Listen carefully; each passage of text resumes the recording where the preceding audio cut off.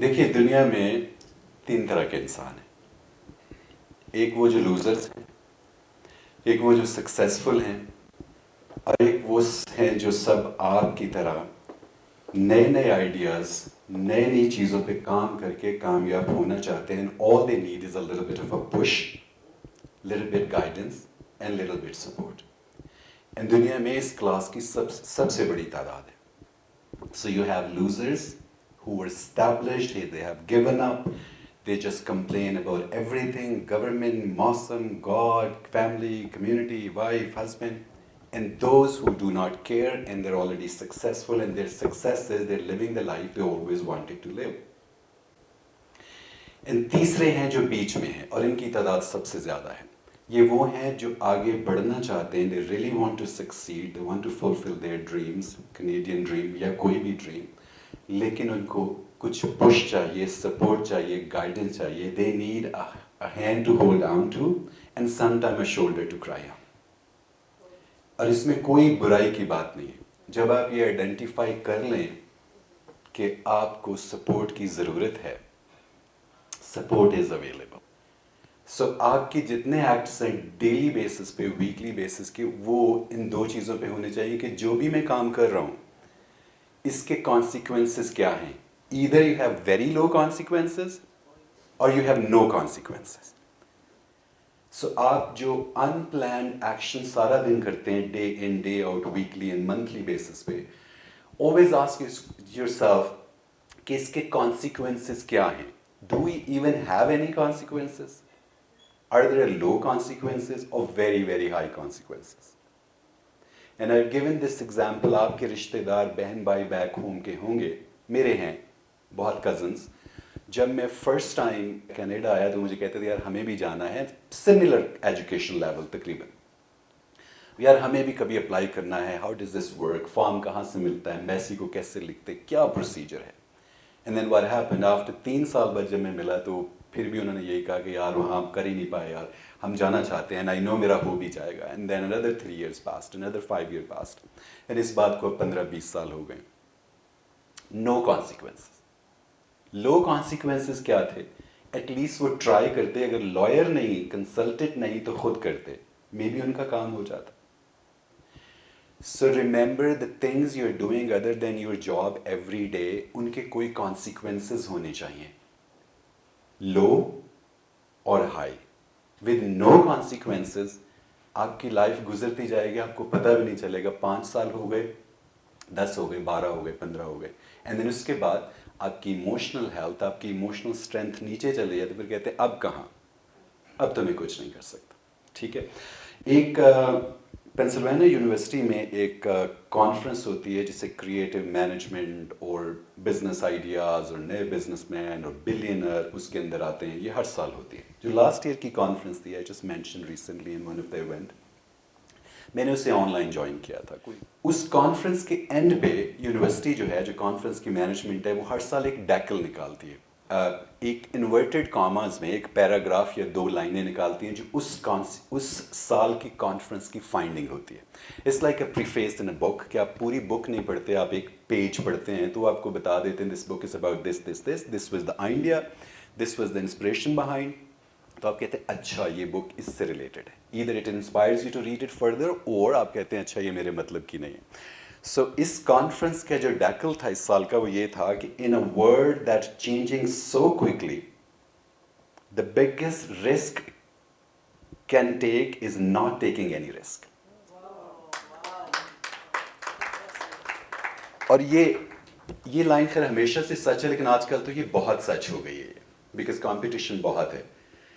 آج کی دنیا میں آپ کا بزنس آئیڈیا, جاب کا idea, going into politics, sports, showbiz, آپ کا زندگی کا کوئی خواب, فیملی کا, کھیلے کا, آپ کے بچوں کا, دیکھیے وہ اس بات میں تو تھا ہی تھا ہمیشہ سے کہ رسک لینا پڑے گا.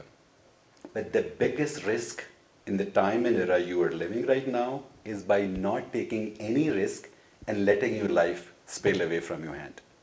Slowly, gradually, آپ کی وہ لائف چلتی چلی جائے. So ask another question کہ میں کتنا رسک لے سکتا ہوں, اور اگر میں نہیں لیتا تو لائف کیا ہوگی. اپنے دیسی زبان میں کہتے ہیں کہ فارغ تو بندے نے ہو ہی جانا ہے ویسے بھی 40 50 60 70 جو بھی اوپر والے نے لائف آپ کی لکھی ہے. But just imagine living a life کی جس میں آپ نے کوئی رسک لیا ہی نہیں ہے.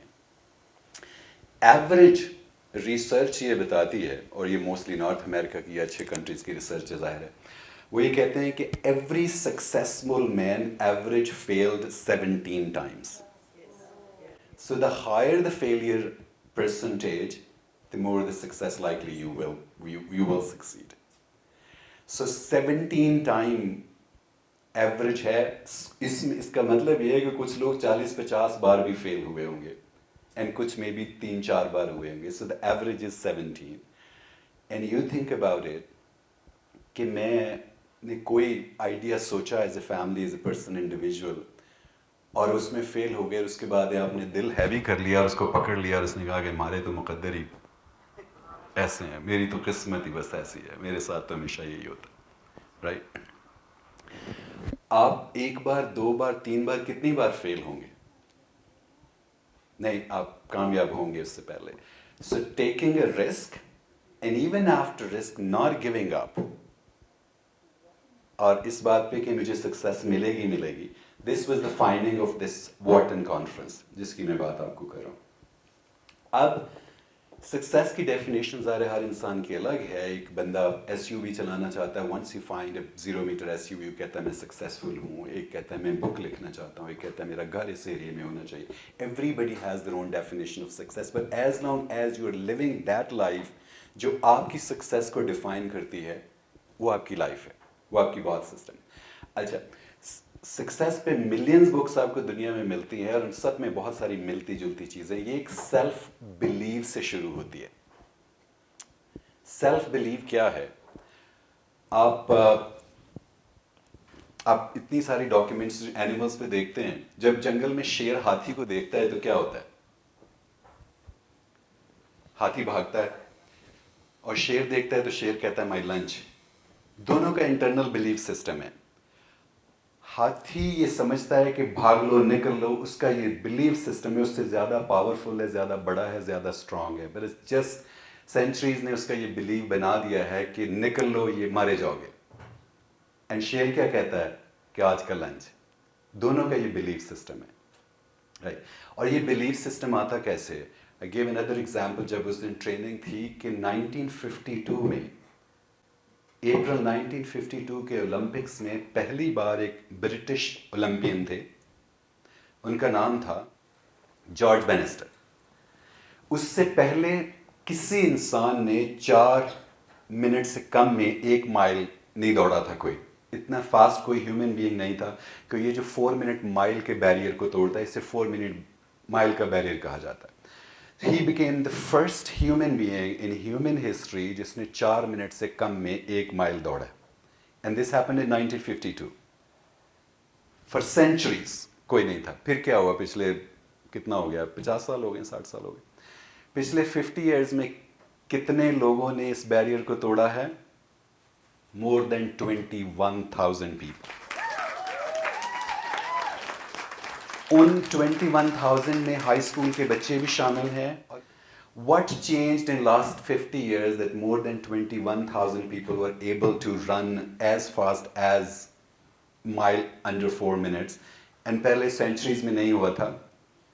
Because اب جب کوئی ٹریک پہ ایتھلیٹ جاتا ہے, اس کا ایک انٹرنل بلیف سسٹم ہے, اس کو یہ کہتا ہے کہ so many people have done this, I can do it.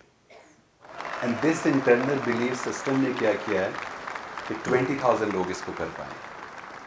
سو یہ جو بلیو ہے ان سائڈ کے, یو نو وٹ, کر لوں گا میں, ہو جائے گا, آج نہیں تو کل, 2 بار فیل ہوا ہوں کوئی بات نہیں.